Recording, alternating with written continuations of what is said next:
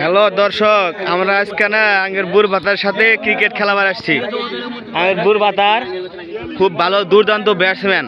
এখন আমরা আমাদের বুড়বাতারের ইন্টারভিউ নিব।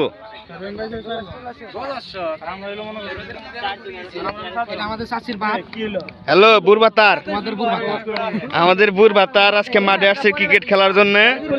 তো বুড়বাতারের কাছে আমরা জানবো আসলে বুড়বাতারের আজকে কয়টা ছয় মারার ইচ্ছে আছে।